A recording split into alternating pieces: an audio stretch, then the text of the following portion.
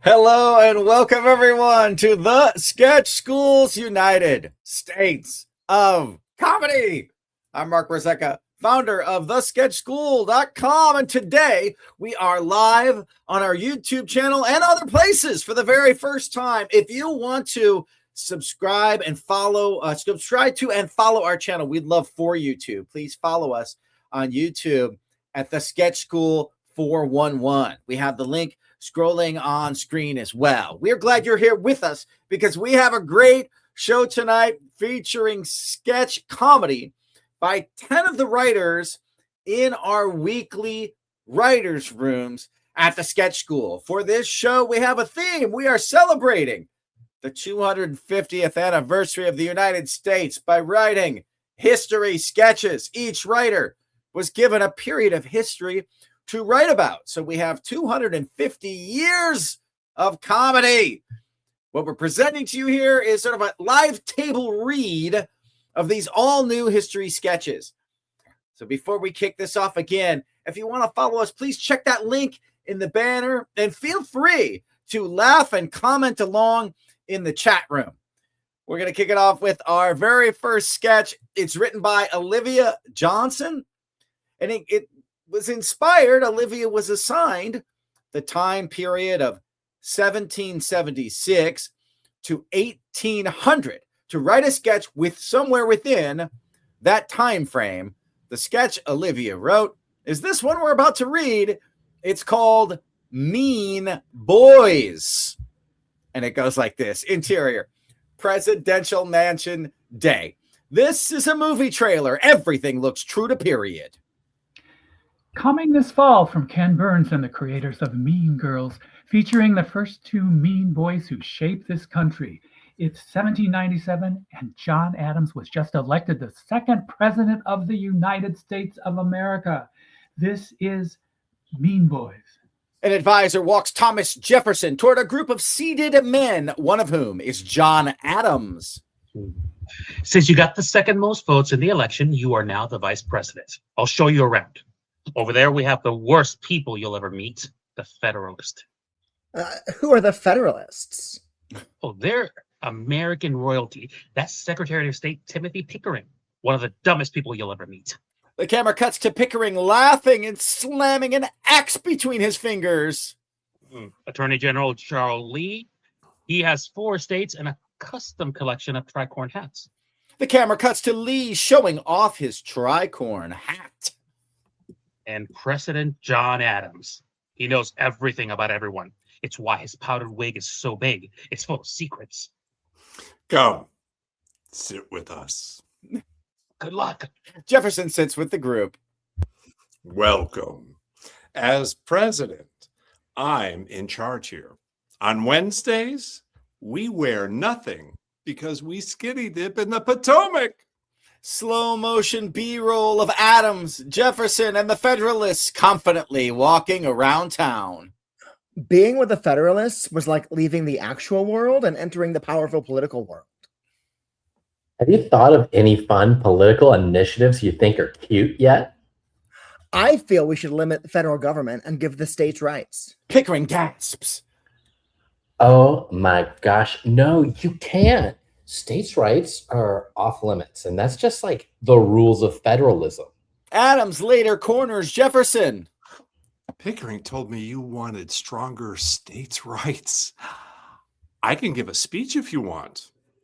Really? You would do that? Adams delivers a political speech. We need a centralized government to maintain stability.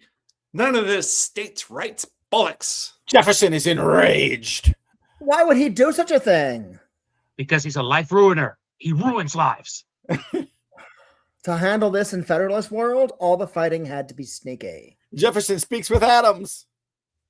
Legend says the colder the river, the larger your lobcock grows. Everyone respects a big willie. Jefferson gives a political speech.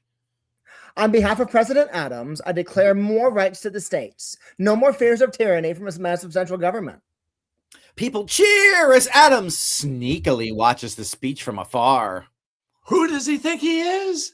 I invented him.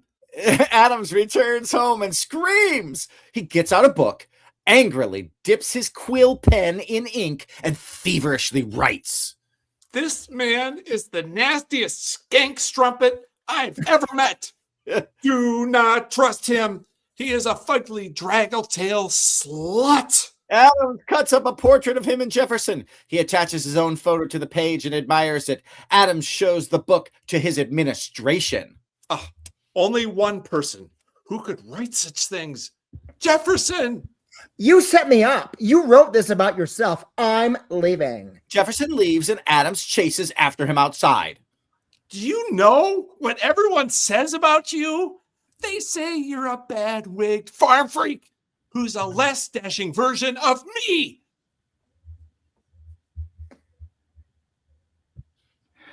Mean Boys. Adams gets hit by a horse and carriage. Mean Boys, the prequel, coming to theaters October 3rd, 2026. And blackout. That's the beginning of American history. That's how the country started. And now we're jumping ahead. The next time period was assigned to Chris Wolfe to write a sketch set somewhere between 1801 and 1825. And with that in mind, we take you to this sketch called Lewis and Clark. Exterior, midwinter camp, Yellowstone, night, present. Lewis and Clark are barely alive. They are wrapped in everything they own. A fire struggles. Several porters are motionless in the background. Nobody has spoken in a while. A pigeon lands between them. Another one. I wonder what idiotic instruction President Jefferson has for us this time. Exterior, the Missouri River, 4 months before present. The expedition are carrying canoes over land. Everyone looks terrible. A pigeon lands on a canoe. Passenger pigeon! President Jefferson said he'd only send these in emergencies. Let's see what it says. Gentlemen, just a brief reminder, in case you've forgotten, to catalog every plant, every animal, every mineral, and every native nation you encounter. P.S. This letter was dictated to my secretary. Everyone stops. He already told us that before we left. In person. Is this an emergency? Apparently, other expeditions have forgotten things in the past. I'm sure he's just being thorough. Exterior, the Rocky Mountain Plateau, present-day Colorado, 2 months before present. Lewis and the porters are fighting a grizzly bear. It's not going well. Clark is trying to get a good shot from a distance. A pigeon lands on Clark's rifle barrel. Passenger pigeon! Read it! Shouldn't I help you with the bear? Pigeon messages are emergencies. Jefferson's legacy demands a footprint commensurate with his vision. Name as many landmarks as possible after me, and then fire a volley with your rifles to commemorate it. Is that all it says? Oh, and also, P.S. This letter was dictated to my secretary. Jefferson's will be done. Ah! Lewis shouts in rage and kills the bear. How specific do you think we should get? Like forest level or tree level? Forest level. We'll forget which tree is which. We'll need to start rationing ammunition. Exterior, the Bighorn Mountains, present-day Wyoming, 3 weeks before present. Everyone is ill, catastrophically ill. Lewis and Clark are barely upright. A pigeon lands directly on Lewis's head. Everyone groans. Clark reaches over and takes the note, reads it. He wants 300 four-leaf clovers. What?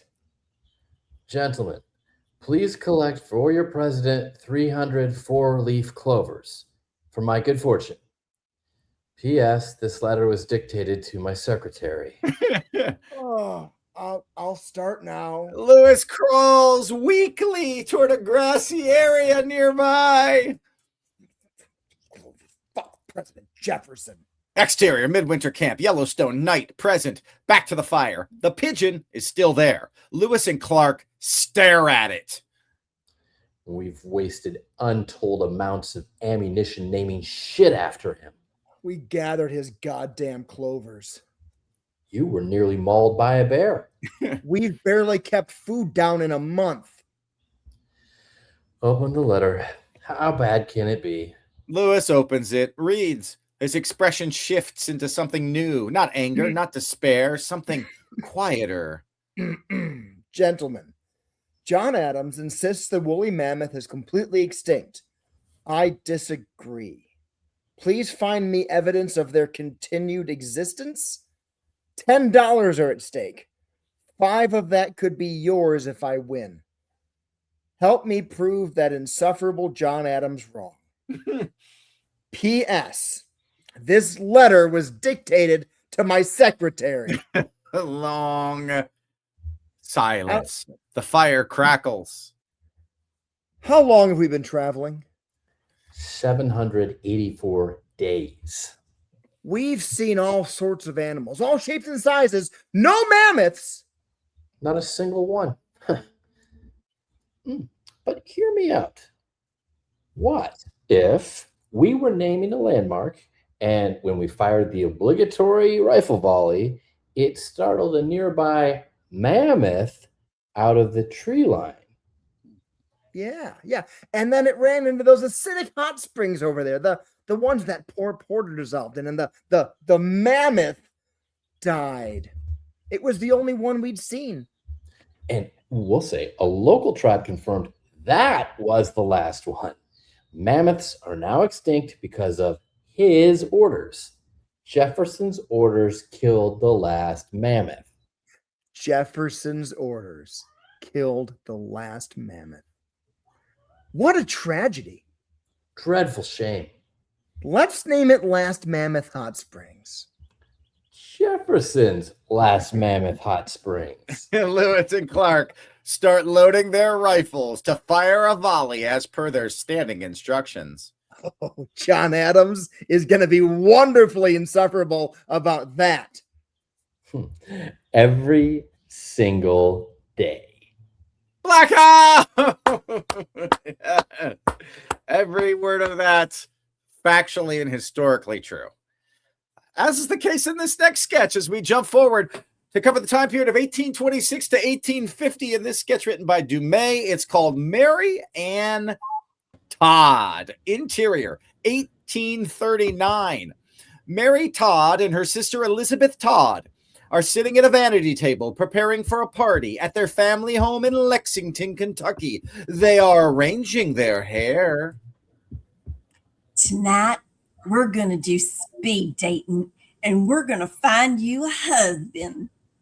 Do you really think so? Listen, you're already 20 years old. It's either now or spinsterhood. But first, let's make you sparkle. Mary starts brushing her hair. Your hair needs more shine. I'm going to add some more bear fat. Elizabeth smears bear fat into Mary's perfectly parted hair. Okay, grab your folding fan. Let's head down the stairs. Cut to Mary and Elizabeth sashay into the parlor. Mary blows kisses as she walks towards the tables. Enough with the kisses. This isn't the Miss Kentucky pageant. Everyone, please take a scorecard. Ladies, please be seated in your assigned spots. Gentlemen, be seated on the opposite side of the tables. You are the group that rotates from table to table. Mary and Elizabeth sit next to each other. Mr. Douglas sits across from Mary. Mr. Lincoln sits across from Elizabeth. Mr. Douglas is across from me. He is gorgeous. He is finer than a fresh peach in July. Fiddle-dee-dee. I'm sitting across from Mr. Lincoln, the ugliest man I have ever seen. Oh, mercy. He has a face only a mother could love. He looks like a banana that's been left out in the sun too long. Someone must have kicked his face down a flight of stairs. Quick, switch chairs with me before the starting bell rings. Elizabeth pulls Mary out of her chair and pushes her across from Lincoln. The bell rings. Lord have mercy, you are a pushy bitch. Cut to Mary Todd sitting across the table from Abraham Lincoln. Miss, may I present myself? I am Abraham Lincoln at your humble service. He bows his head. Miss Mary Todd, sir. Now that I have had the pleasure of making your acquaintance, Miss, I should be greatly obliged if you ask me a question. Mr. Lincoln, on our first date, would you take me to the Ford's Theater to see the famous actor John Wilkes Booth in the play Our American Cousin? Or would you take me on an open-air carriage ride in a parade? My dear, I should be most happy to attend the theater with you. Oh, sir, that is a most satisfactory answer.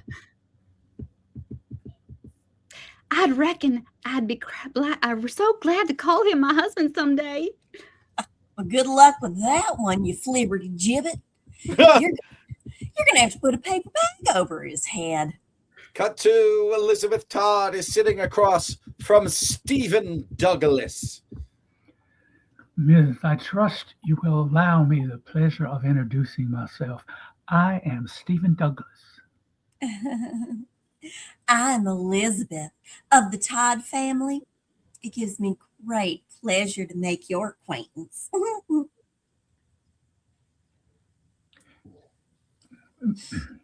Miss, if you would be so kind, I should be pleased to answer any question you might have. Mr. Douglas, boxers or briefs? You do me the honor by asking, Miss. I confess I prefer commando. Oh, that's exceedingly pleasing to hear, sir. You've answered exactly as I hoped. A bell rings. Mr. Lincoln and Mr. Douglas move to a different table. Hey, sugar, I'm telling you right now, Mr. Douglas is the one.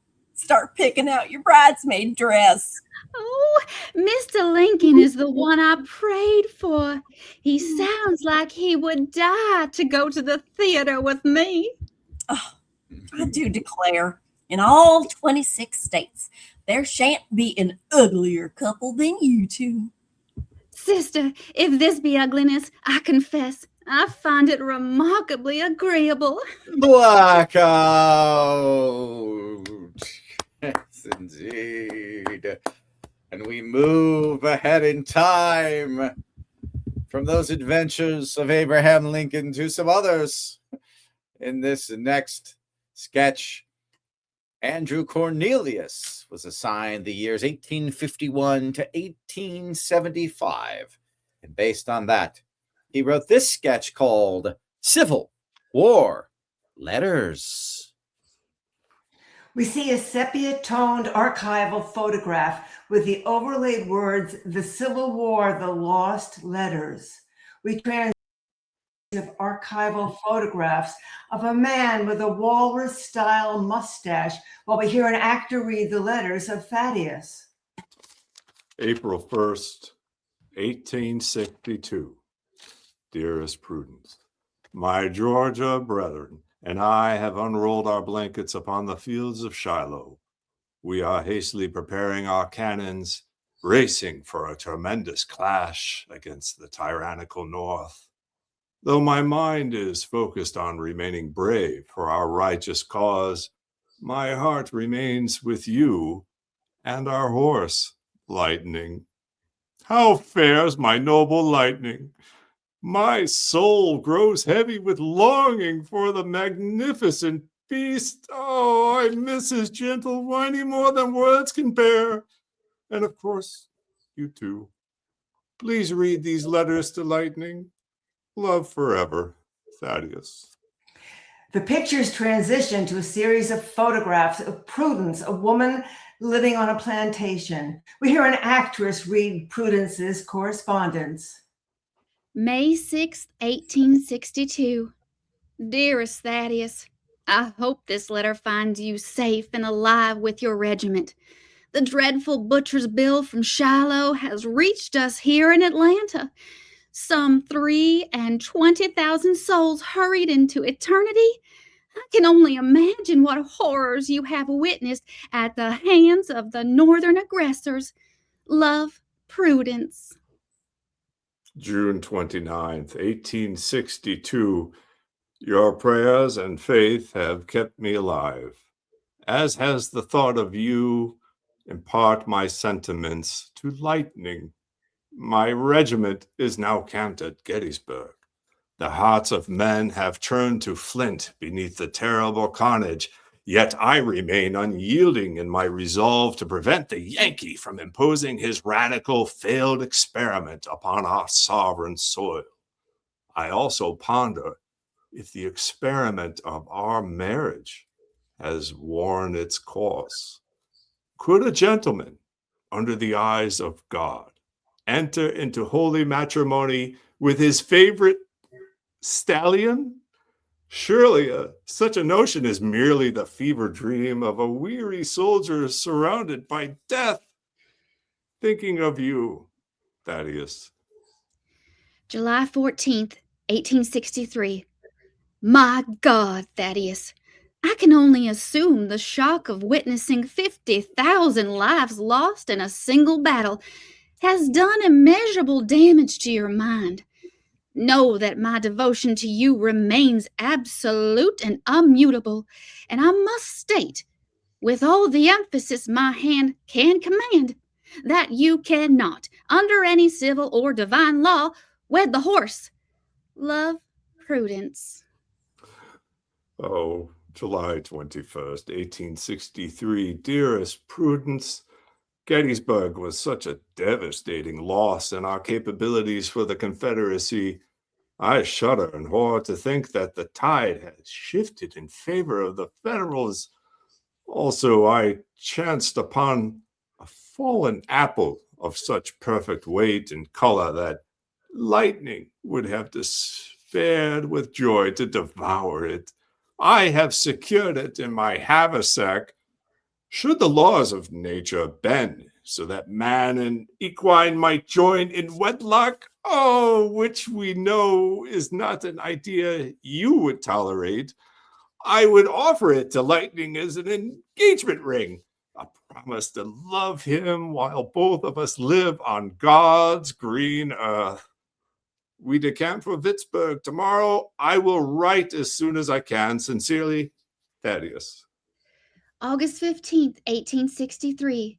Dear Thaddeus, there is much talk in town of an impending surrender. We are aware that Vicksburg has already surrendered to Grant's forces. I pray this setback does not tempt you to any rash acts of valor. Soon the smoke of battle will clear, and you shall be restored to the peaceful shades of Oak Valley and my longing embrace. Alas, the stress of worrying about your physical and mental state has caused me to develop an unbearable cough. I pray to God that you remain safe and return home soon. Love, Prudence. August 31st, 1863. Dearest Prudence, the end has come. We have laid down our arms before the overwhelming legions of the Lincoln army. My spirit is crushed, my constitution broken. I long to see Georgia and see lightning. And you, of course, Thaddeus. We see sepia tone images of the horse Lightning and letters signed with hoof marks. Thaddeus, it's me, Lightning. Prudence died of consumption. I accept wedding proposal. Come home and we can get married. Love, Lightning. Blackout!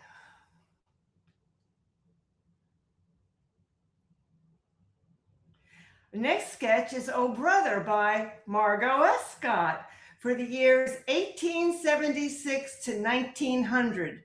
Exterior, a dusty street in Dodge City, high noon, 1876. Bat Masterson and One-Eye Pete prepare for their famous shootouts. There's ominous music in the background.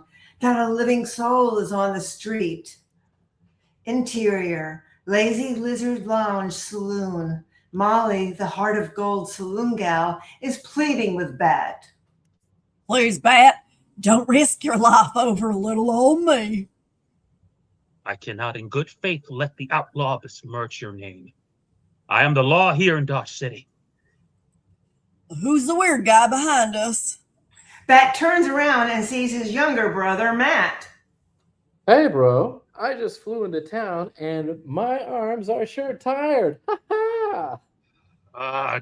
Don't mind him, Molly. He ain't never been right since he fell in that well. He's working on his stand-up comedy act, whatever that is. Did you see those troughs over there? Just look at all those horses behind. That's more asses than the U.S. Senate. Well, if he's your brother, I guess I'll love him too. Does that mean you'll be my gal if Bat dies? I won't die. I'm the greatest shot in the West. The saloon doors open and One-Eye Pete walks in with spurs jangling. Ah, the lovely jingle jangle of spurs. Is it a way to make music?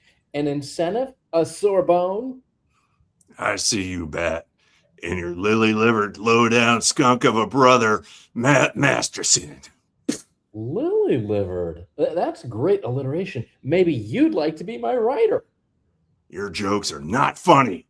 Don't understand them and don't care to. Hey, did you guys hear the one about the two cowboys who ended up... You sidewinding silly snake. Shut your mouth. Hey, you can't be speaking shit about my dear brother. I'll shut your lying lemonade mouth with my nickel-coated Colt 45. And another thing, who names a gun after a baby horse? They all exit the saloon and Molly drops a white handkerchief in the middle of the road, signaling the pacing to begin. Bat and Matt are at the opposite ends of the street. Okay, bro. Just take one pace at a time behind me. And what just is a pace? Is it a step, a foot, a yard, or Mexican money? I can hear you, you sniveling, sidewinding snake. Loser! Hey, you stop calling my brother names! And Matt, stop this tomfoolery. And what's the deal with tomfoolery? I can't believe all Toms are foolish. And listen, Matt, if something happens to me, please take care of my wife.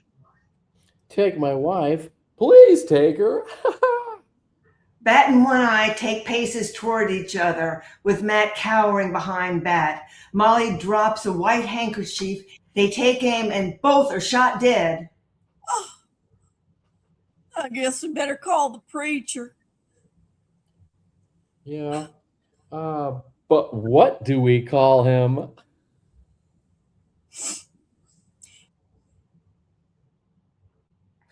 Blackout.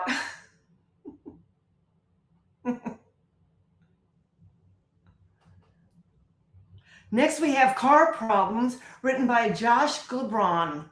Interior living room, Detroit, Michigan, 1903. Shut opens in a living room where Clara Bryant Ford is packing her luggage. Her husband, Henry Ford, walks into the room, exhausted from work. He has paperwork on auto parts and is visibly dirty. He speaks to Claire, but is distracted with his own work issues. Oh, what a day. Right when I thought I had it all figured out. Henry, it's not going to work. Clara, be patient. We're so close to the launch of this automobile. I promise it can work. It's over. Not yet. We fixed the transmission. Now if we can figure out the radiator issue, the Model A will be a running vehicle. Not your stupid automobile, Henry. Us. We're over. Us.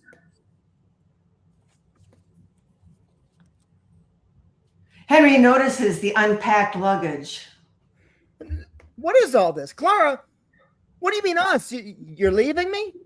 I can't sit around here and wait around on you to grow up. My uncle offered to make you a blacksmith. My cousin could have taught you to be a lamplighter. But you won't get a real job. Clara, I promise. I know I failed in the past trying this, but this new company I started and this new team, it's different. Ford Motor Company is going to change the world. Do you hear yourself? Ford Motor Company. It's 1903, Henry. Don't you think if it were possible, someone would have done it? What else can be invented? They've made everything. But Clara, people will love these cars. They'll drive themselves freely with the Model A. Drive? Nobody cares about that. People want to ride in a buggy behind a horse, trotting along, smelling the horse's essence like God intended. But this will be much faster. We're expecting the Model A to go 28 miles per hour. Are you trying to kill somebody? Who would need to go 28 miles an hour? Where are you going to go? I penned a letter to an old flame of mine, the one my mother said I should have chosen all along, Thomas Andrews. The boat guy? You gotta be kidding. Not just boats. Steamships, real transportation, not some childish dream like building a car. They say not to reinvent the wheel. You want to take 4 and put rubber on them. Clara, it's different this time. We've started an assembly line. Workers stationed on a line with the automobile getting put together piece by piece. People will come far and wide to be a part of Ford Motor Company. It'll be the Motor City. I've heard it all now. Motor City. Detroit is a lumber town, Henry. This is what I'm talking about. Delusion. How does your little car even run? The Model A will run on gasoline, so it'll be affordable for everyone. Well, that is the only smart thing you've said. Gasoline will always be cheap in America. Stay with me, Clara. I want you and baby Edsel with me to see the first Ford on the road. I am not putting Edsel in one of those death traps. He can ride on horseback, where it's safe for a small child. Oh, you'll see, Clara. One day it won't just be the Model A. There'll be automobiles that haul things. I'm going to call them trucks. There'll be automobiles that can fit many people. We're going to call them vans and sedans, station wagons, even sports utility vehicles. You like horses so much, I may even call one car the Mustang. Get a hold of yourself, Hank. You sound like a psychopath. Clara, you have to believe in me. Door opens. It's Thomas Andrews. Clara, we're late, darling. Oh, hello, Hank. Thomas. Let me ask, did you drive over here? Thomas, be nice. Clara, don't leave. I promise I can make this work. For us. For Edsel. I've wasted too much time on this, Henry.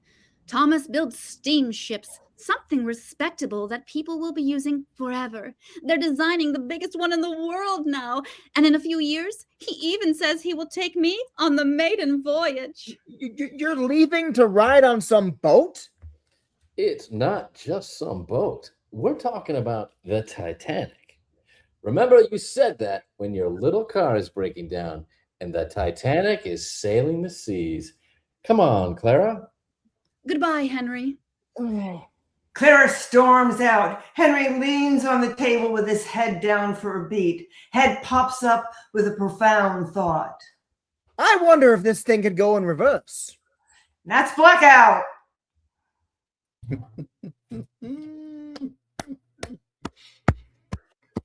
Well, if you're like me, you've been reading a lot of news lately about aliens. They were also talking a lot about aliens. In the next time period we are covering, 1926 to 1950 is what writer Michael Hayes was assigned. And inspired by that time period, he wrote this sketch that he called War of the Cutes. Exterior field. A reporter, Mayor Thierry, Professor Jones, and a Sergeant Muller, a police officer, stand in a field looking at a large object that fell from space. Norg is concealed behind the object. A reporter uses excited transatlantic accent. In 1938, the radio play War of the Worlds spread panic across New Jersey. Ironically, only 1 week later, an alien did land a few miles away in Rhode Island. I'm speaking with biology professor Tad James of Brown University and Providence Mayor Nancy Thierry.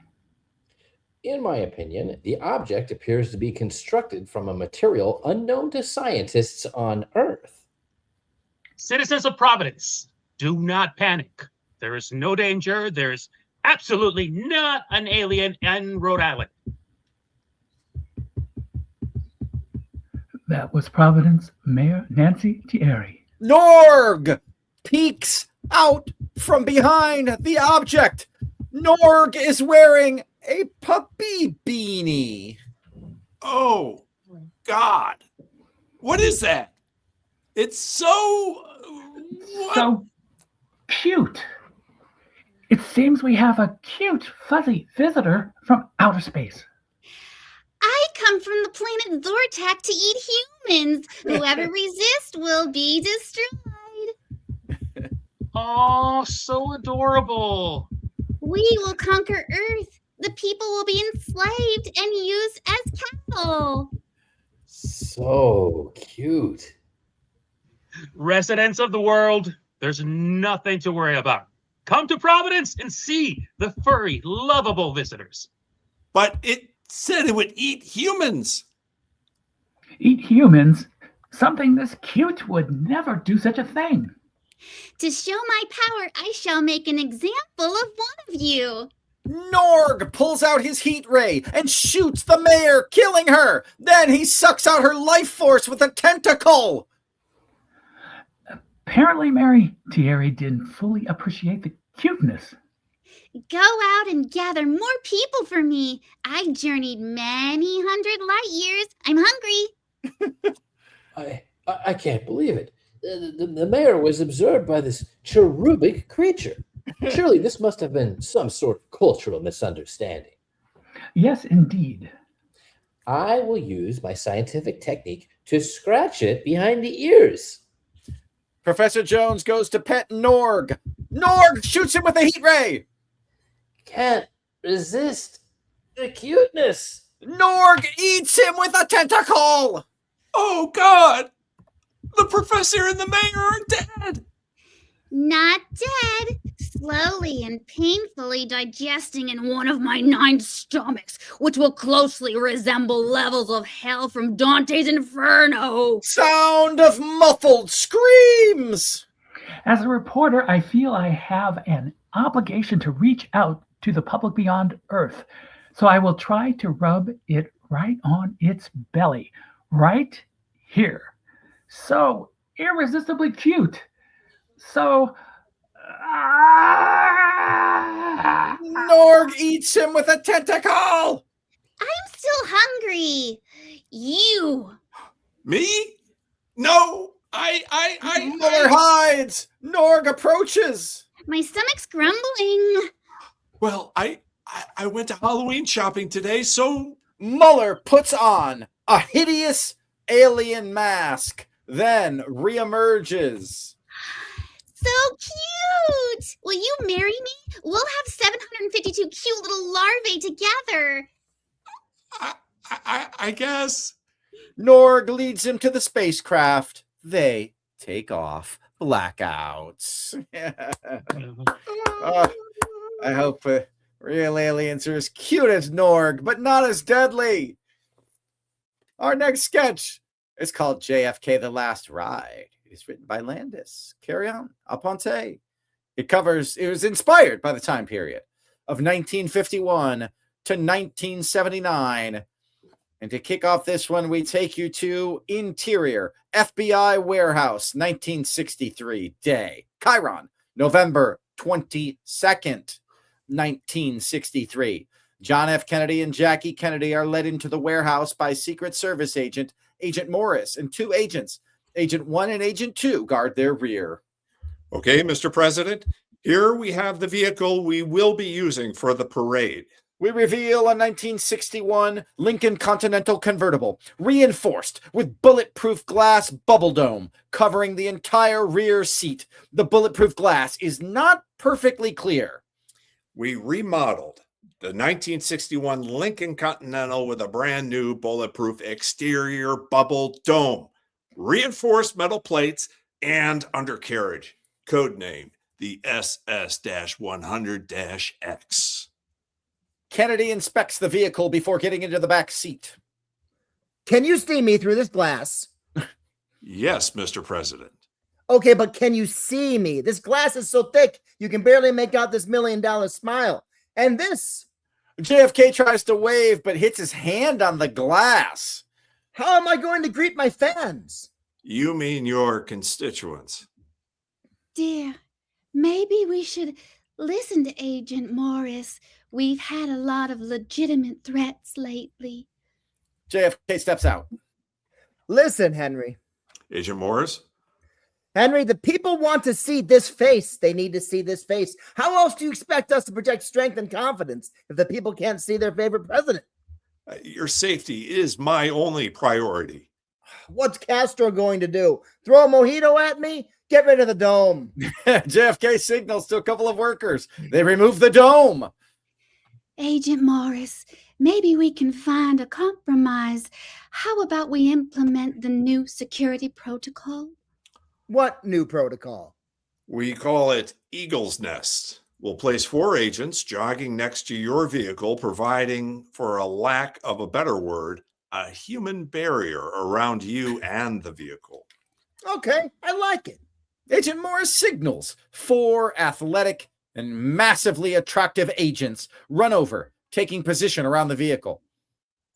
Are these the actual agents that will be running next to me? Yes, Mr. President. This is a brilliant plan, Agent Morris. JFK sits in the car again. He's not happy with the hunks surrounding him. Are we really going to demean our agents to chasing after a car like a pack of wild dogs? And more importantly, pulling focus from this mug? JFK points to his face. I think not. JFK looks around and calls over Agent 1, who is clearly not in the best shape. Hey, have a seat right in the passenger seat. Agent 1 sits in the passenger seat. You see, he can see everything around him and is as close as you can be to keep me safe. Mr. President, I must insist. You must take this seriously. We are so close to passing the Civil Rights Act, ending the Vietnam War, and for once passing a comprehensive economic plan that could end poverty once and for all. If anything happens to you, all that will be derailed. Years of work gone. JFK mumbles under his breath. Marilyn would agree with me. Well, that bitch is dead, isn't she? No. And so will you, if you don't listen to the grown-ups in the room, John. JFK uses his charm, telling Jackie to come over and sit next to him. Baby, why are we fighting? You know you're my world. Come sit next to your man. Jackie complies and sits next to him in the car. As she sits, the car sinks down because of the weight. We didn't calculate agents being inside the vehicle. With the new armor, we made it a stronger suspension system. Or maybe the First Lady needs to lay off those grilled cheese sandwiches. JFK laughs. Jackie's expression changes. She turns to Agent Morris. Get rid of all of it.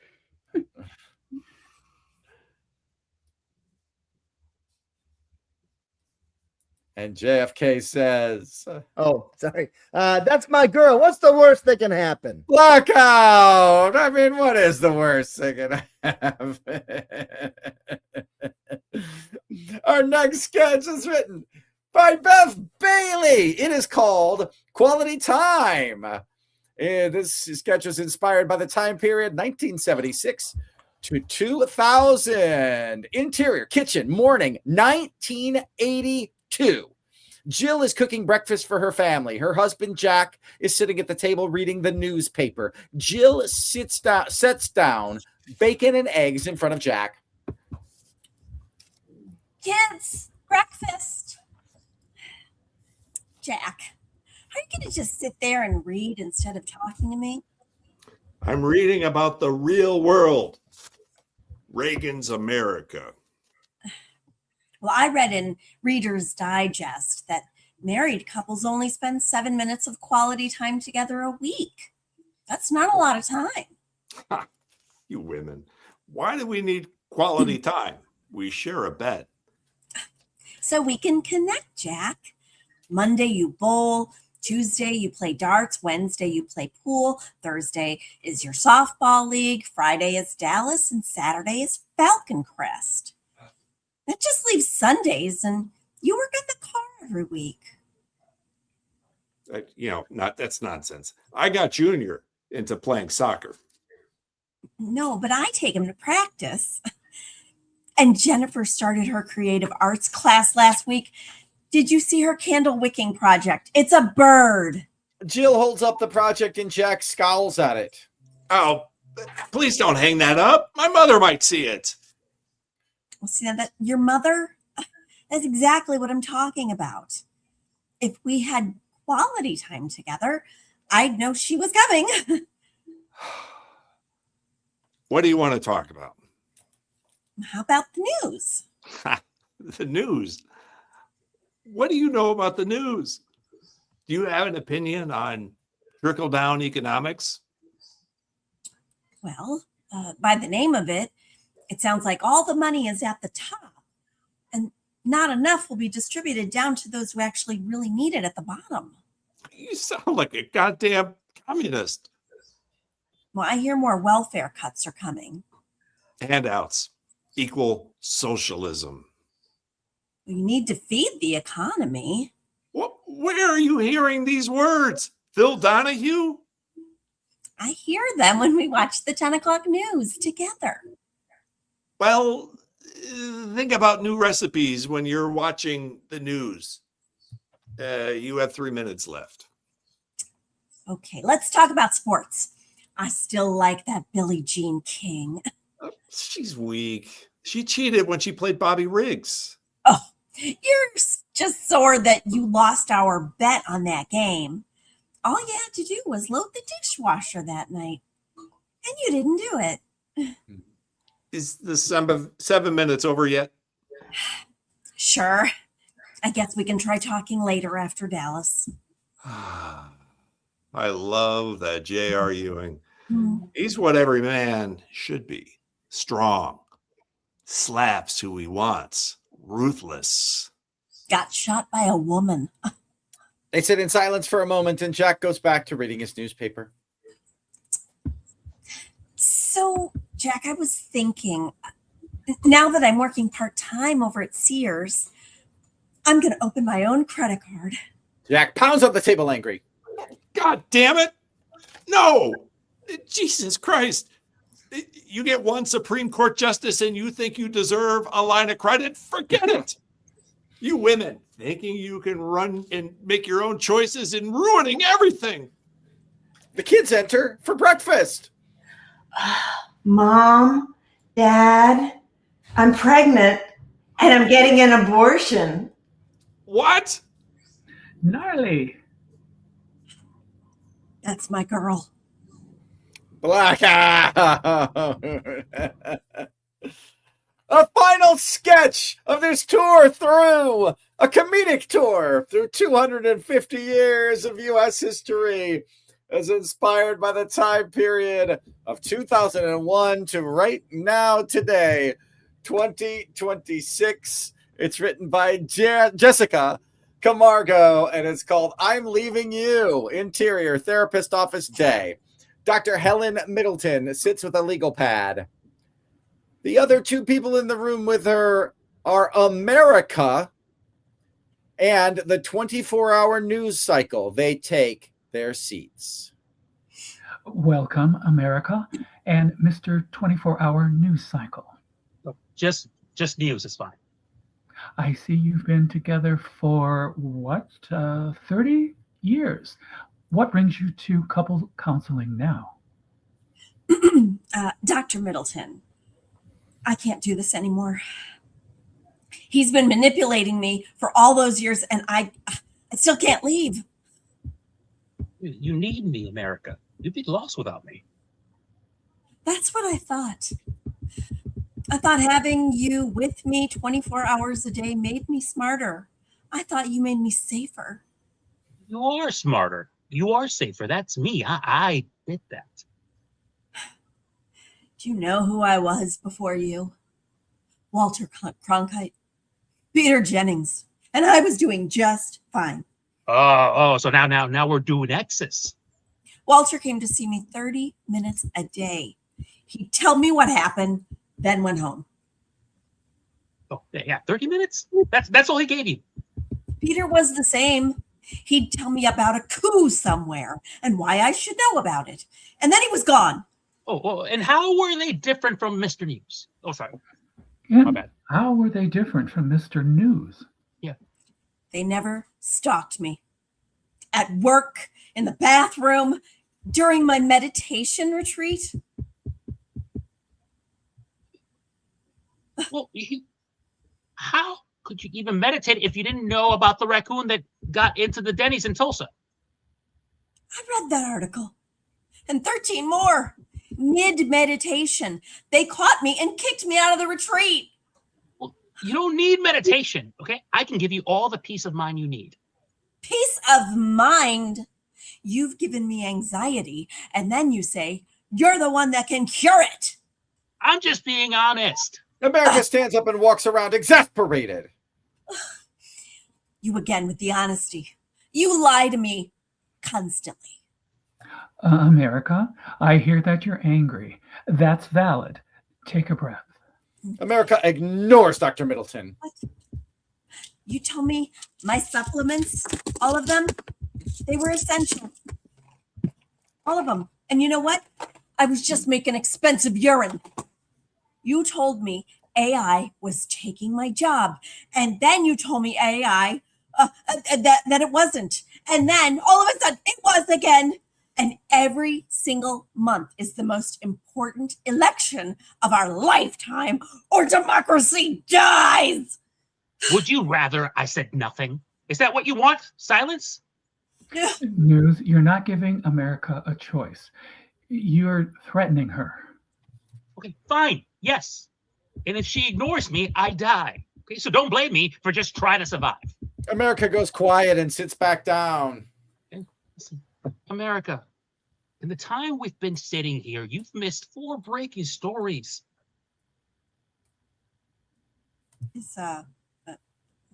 Did someone die? Maybe. America, look at me, not at news. Just give me a second, doctor. America closes her eyes and starts a breathing exercise. In for 4, out for 4, but her foot won't stop tapping. Oh, wait. I don't need to know now. Just tell me later. News grins, checks his watch. Oh, was it someone famous? If you agree to stay with me, I'll tell you that and so much more. America, don't. You don't have to. America gives up and falls into News's arms.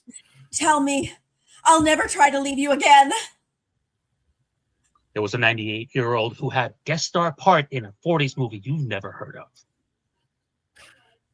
That's nothing. America grabs News by his shirt.